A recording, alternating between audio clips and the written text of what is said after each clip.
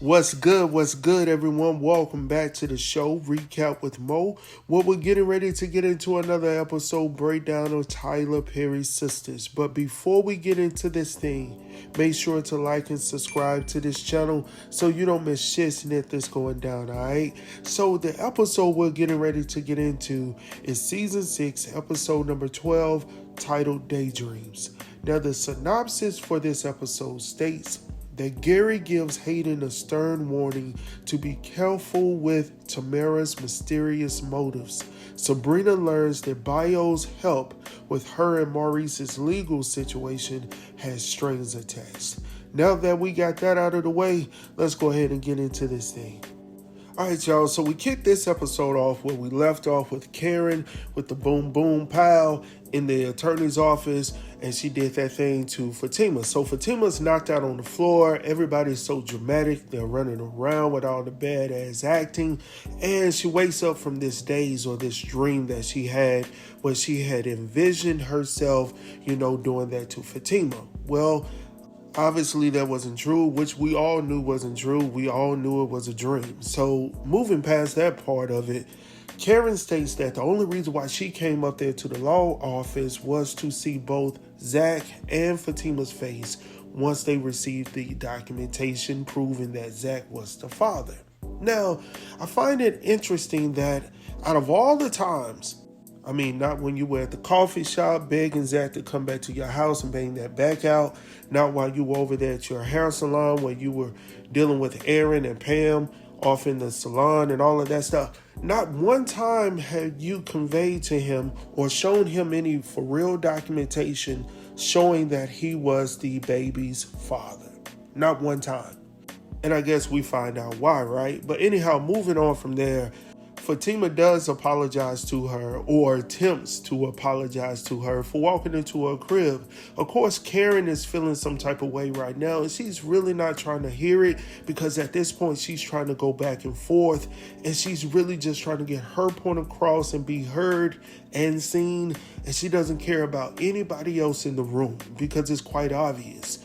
And Fatima does bring up a good point, a valid point, like, hey, you did hit on my man. You did try to lure him into, back into your girl cave or whatnot. And she was like, yeah, but am I supposed to care about that? Like, this ain't never cared about me. So there was a little bit of jealousy in there as well, because she's seen Zach go through all of this to appease Fatima. So now that Karen is seeing all of this, there could be a little bit of jealousy in there. And I can get that. I can see that. You see what I'm saying? So, she's talking about all of these things, and I'm like, get to the daggone point. And then, as Zach is like, look, okay, can we just resolve this? Can we just calm this down? And, are we good here? And then they try to calm it down, and then Karen, out of nowhere, is like, oh, I see what you're trying to do. So everybody in the room is like, what in the hell are you talking about, Karen? And she was like, look, I see why y'all trying to be nice to me, because you don't want me to get into his pockets. And I was sitting here like, I was like, what the hell are you talking about? At this point, like, Zach has came to you in so many ways to try to make this thing right.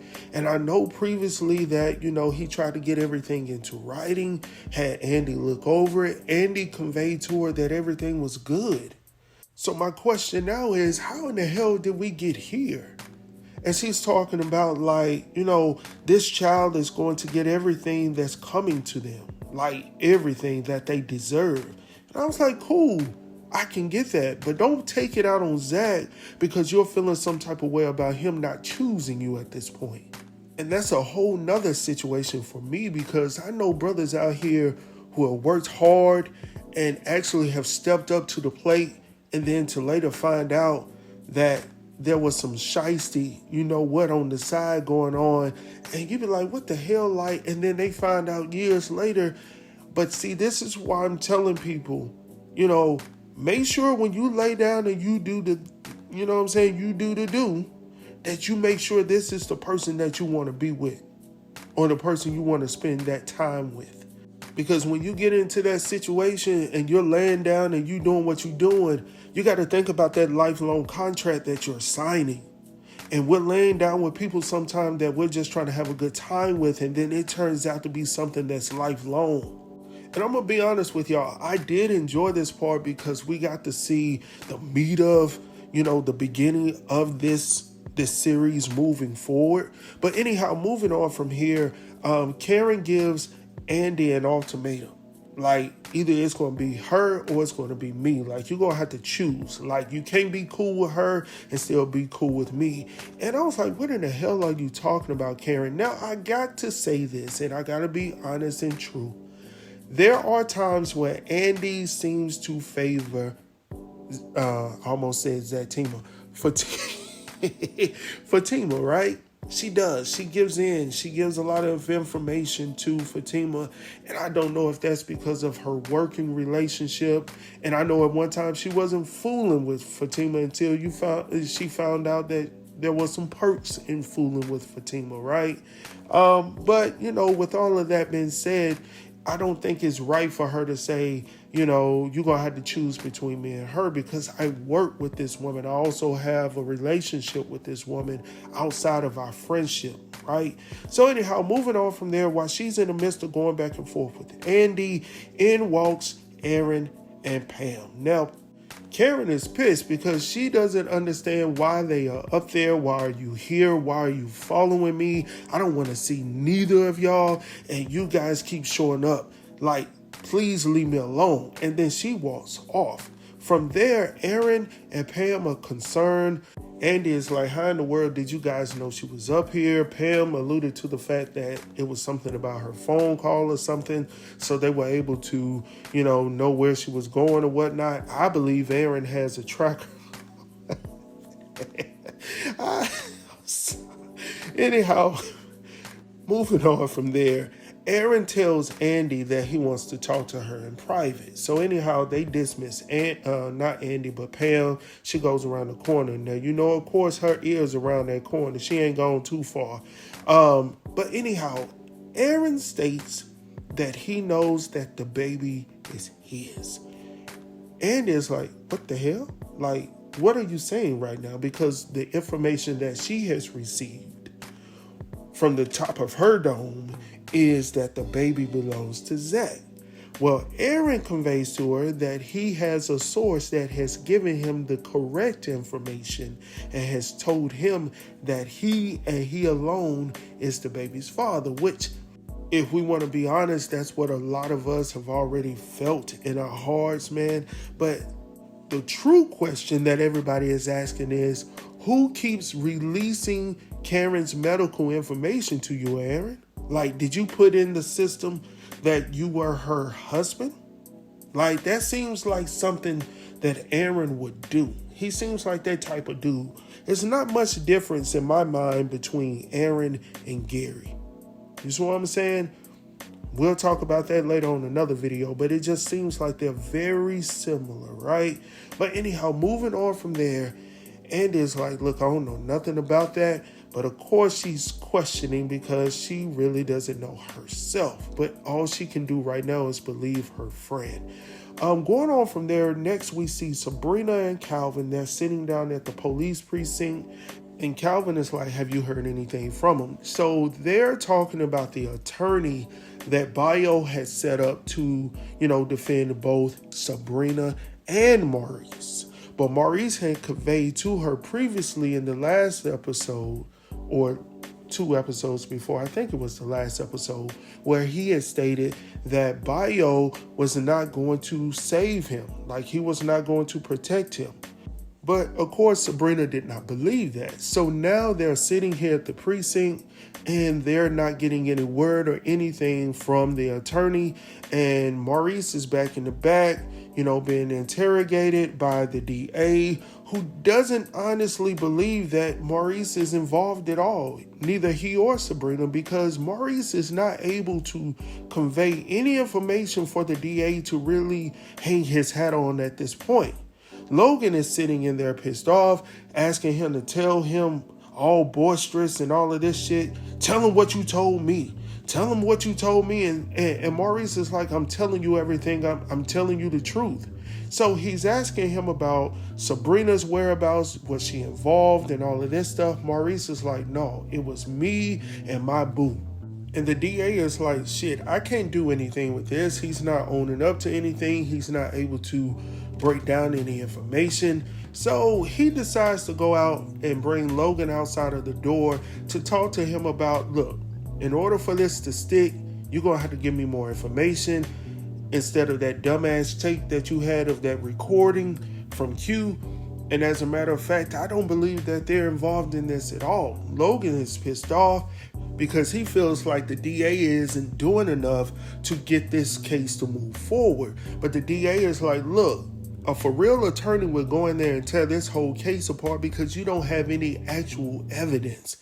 And truth be told, Logan, you know you don't have any evidence. And then the DA is seeing through your BS as well because he's like, oh, why are you doing this? Like, why are you pushing this so hard? So he says, oh, you trying to become chief. Logan is trying to play it off and he was like, no, that's not what I'm trying to do. So the DA is like, okay, cool. This is what I need you to do. I need you to give me some more information. But most importantly, I need to talk to Q himself. Where is Q? So, or Quentin, or Quincy. I think they call him Quincy. Oh, well, he's at work. That's what Logan tells him. So it was like, yeah, I need to go ahead and get on that. I need to talk to him in person. So going on from there, we see Andi calling Danny to tell her about what went down at the firm. And Danny is like, what the hell is going on? Like, this girl is literally losing her mind right now. I can understand the hormones, whoop. And then Andi goes on to tell her about the whole situation with Aaron. Now, even without knowing enough information, she still tells Danny the story that Aaron told her. And Danny is like, for real? Like, hold on, she got both of these. So I don't know what to believe at this point, but she was like, look, so you talking about going over there tonight? She was like, yeah, I'm talking about going over there tonight. She was like, well, whatever you do, you need to make sure you put on the full armor of the Lord above. So Andi is like, yeah, I'm definitely going over there tonight. So anyhow, going on from there, they finally decide to release Maurice. Maurice comes out and he sees both Sabrina and Calvin in the waiting area. And Maurice is like, look, I don't want this for you. You're too good of a person. So he's still trying to take everything away from Sabrina and place everything on himself. But at this time and place, it's nothing that can be done. They just need to allow the cycle to run its course. But Maurice, while he's there, obviously thought about their previous conversation, and he goes on to ask Sabrina, did the attorney that Bayo had, placed over their case show up? And Sabrina's like, no, she's hesitant with her response. But she was like, no, he didn't. And Maurice is like, look, I've already told you about your friend. Like, he does not care for me and my kind, right? So, she's feeling some type of way because she honestly likes Bayo, and she also doesn't want to believe what Maurice is conveying to her at this moment. But anyhow, it is what it is, man. So next we see Hayden and Gary. Now, Hayden is still in his feelings right now. He's still emotional like Whitney Houston, right? You know that song she had, I get so emotional, baby, every time I think of you. That's the way he is right now. Like, he's so emotional, man. And Gary can tell that he's not in the right headspace to be working on these finances because Gary is like, hold on, bro, what's good? And Gary goes on to tell him, like, not Gary, but Hayden goes on to tell him that I'm not good right now. Like, I was lonely and this girl came into my life and this was the best time I've had in a long time. We went and got married. She even said, we could try to work this thing out for about 6 months, see how it goes. Gary's like, hell to the no, bro. He was like, if you do that, then you can't go through the process. You can't get a divorce, all of these things. And it's so crazy that Gary is able to provide all of this damn information for Hayden, but when you look at his shit, his shit is all over the place. Because when it comes to Andi, oh boy, you losing out right now. As much as you dogging out Hayden for his situationship that he had with Tamara, you were right on it. Yeah, she's playing him, but you also being played as well, my brother. Because as far as I know, you still got this woman living in the crib that you bought. She's still driving the car that you purchased in her name. So who's being played the most?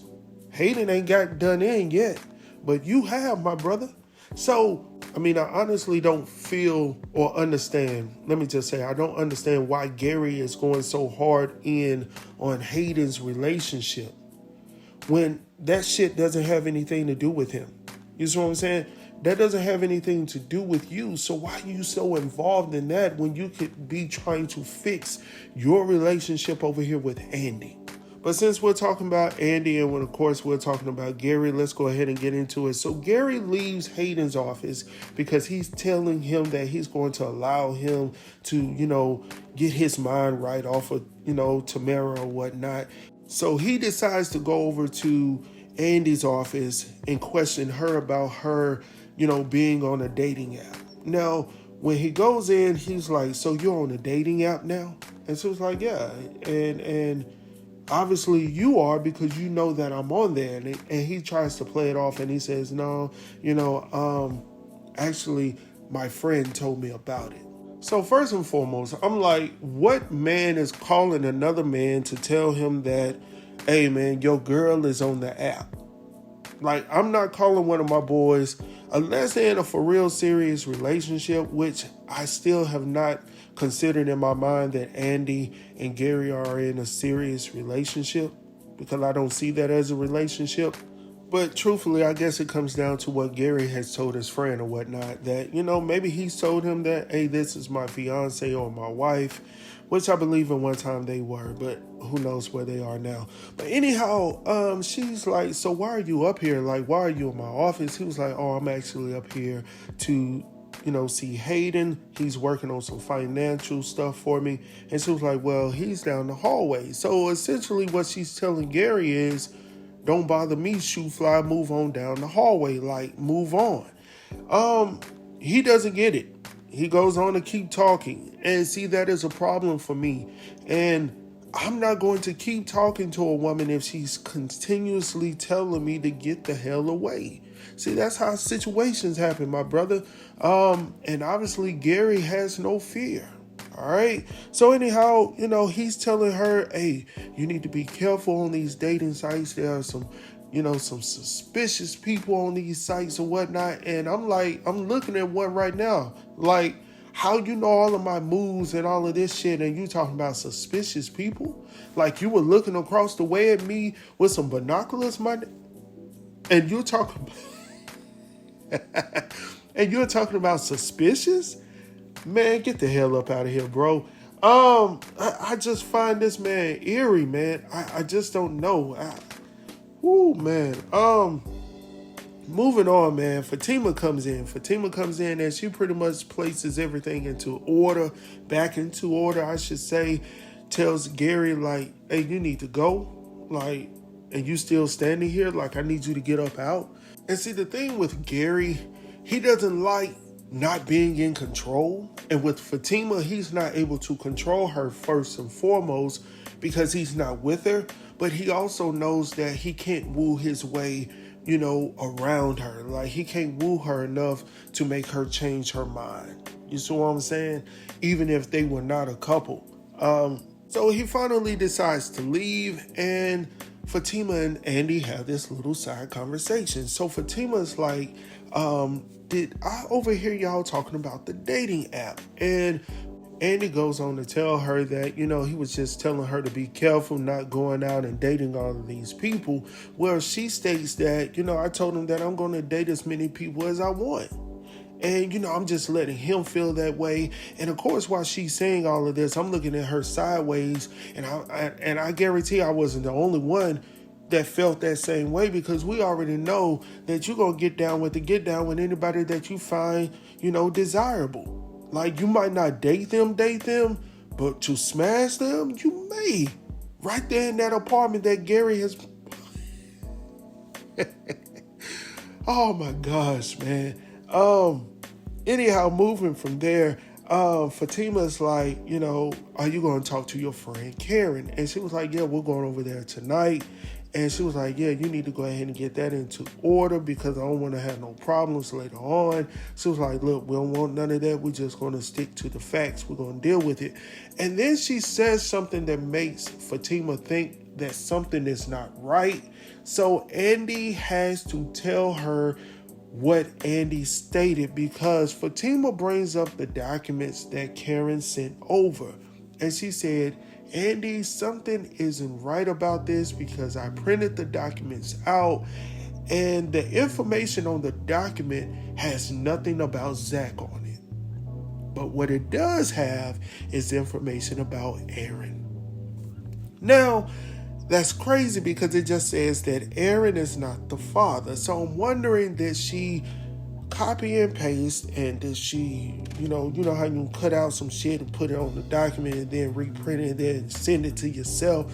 Not to say that I've done that myself, while I was in school or whatnot, but I'm just telling y'all, I'm just saying, right? So is that what went down? I know with technology and stuff, you can go in there, fandangle some shit, and then you got a whole new document. Is that what was done?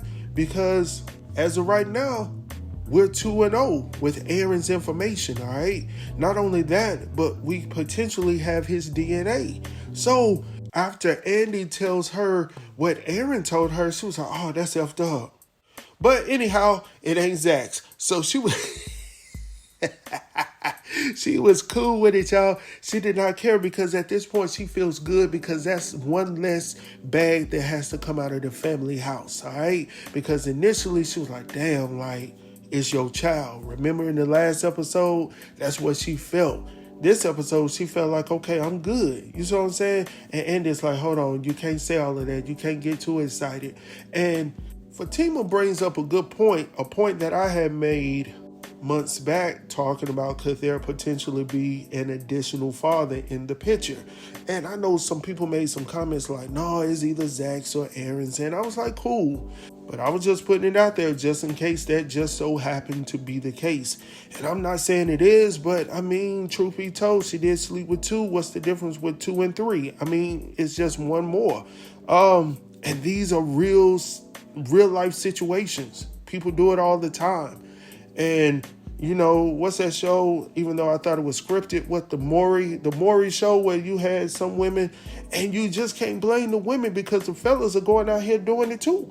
And it takes 2 to tangle. So anyhow, let me go on and get off of this and move back into the show. So continuing our conversation about Andi and Fatima. So Fatima is like, okay, how in the hell is he constantly getting information about Karen and her whereabouts when she goes to, the hospital or whatnot? So Andi is like, I was thinking the same thing. Well, Fatima is like, maybe it's the same person that told him that Karen was down at the hospital previously. And Andi was like, oh, okay. Yeah, that makes sense. And I was like, yeah, see, y'all start putting your minds together and you can figure shit out. But moving on from there, we head over to the airport where we see Danny, and then we see her being approached by this gentleman by the name of Tony. Now, Tony is a little awkward because he goes off listing, the music that she likes.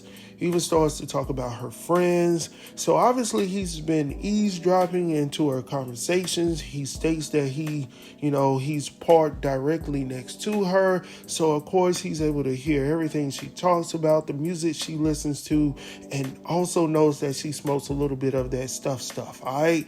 And she was like, look, so are you prying on me? He was like, no, I'm interested in getting to know you better, and I want you to know about me as well. So I'm going to be at a club tonight at 10 o'clock, and I hope that you can show up so we can have drinks, and I can tell you a little bit more about me. Of course, Danny ain't trying to hear that.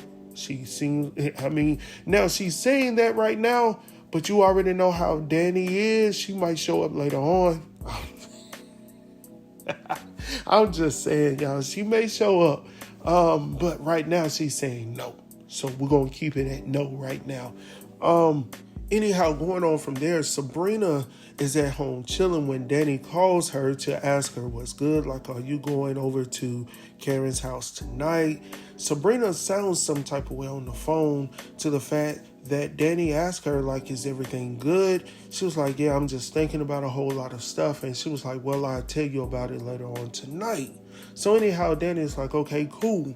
So right now, Sabrina is feeling some type of way because of what transpired earlier that day at the police precinct where Maurice was getting released, but the attorney that Bayo had put over the case never showed up. So of course she's feeling some type of way because of what Maurice told her, as well as what Calvin has been saying to her as well. So, it makes her seem like a fool because she's been telling them both that, Bayo isn't that type of dude. He's a nice guy. Whoop, whoop, whoop. So anyhow, going on from there, we see Fatima returning back home. She sees Zach sitting on the couch. Zach is just I think he's reading a book or something. He's just, to himself right now. He's thinking, all right? And Fatima comes in and he tries to have a little bit of a conversation with her. And he could tell that she's not all there, due with all the drama. And I did actually like this part right here because they got to, just talk about the day, like my wife and I, we like to do, if it's been a stressful day or something like that, we talk about it a little bit. If she doesn't want to talk about it, we'll talk about it later. But, just to relieve our minds and be glad that we're at home and that we got one another. And Zach says something to Fatima that I chuckled a little bit within, man, because I was like, I love this part right here when he can appreciate her and she can appreciate him as well. You see what I'm saying? Just the whole fact that you are here and that you're going through all of this shit with me. Like, I don't know if I could go through that if it was on the other foot. But seeing you going through this, knowing that I'm going through all of this and you're just willingly going through this with me, that's big, man. Because a lot of people would not do that if they did not love you. Like, for real, you got to love somebody to go through the shit that Zach is taking her through right now. All right? So Fatima is like, hey, you want me to get you something to eat? Zach is like, look, I can't eat right now. And she was like, well, why not? He conveys to her that I can't eat. I'm just thinking about my son not eating. So Fatima's like, look, do you want to go over there and check in on him? He was like, you sure? She was like, yeah, let's go ahead and go over there. So he was like, okay, but if we go over there, I need you to make a promise right here and now. Here and now. You see what I'm saying? How about you? Like he said, here and now, I need you to make a promise. I need you to vow to me right now that you're not going to fight nobody. You're not going to start no shit. You're not going to, I need you to make that promise right here. And as a matter of fact, I need you to leave that purse right here in the crib. And she was like, look, you starting something now. Because, she got that peace that brings all understanding inside that bag. So anyhow, going on from there, y'all. So I already knew that there was going to be some shiznit going down in this show, in this episode. I saw it. It was coming. Now here it is. Sabrina is at the crib. Sabrina is waiting on Bayo because she's called him over there to talk to him a little bit. Now, I try to give Bayo the benefit of doubt because of his, his cultural background, what they did on the continent of Africa doesn't always transfer over here and vice versa, right? So I can understand from his background, his stance on what he believes and what he feels in his heart.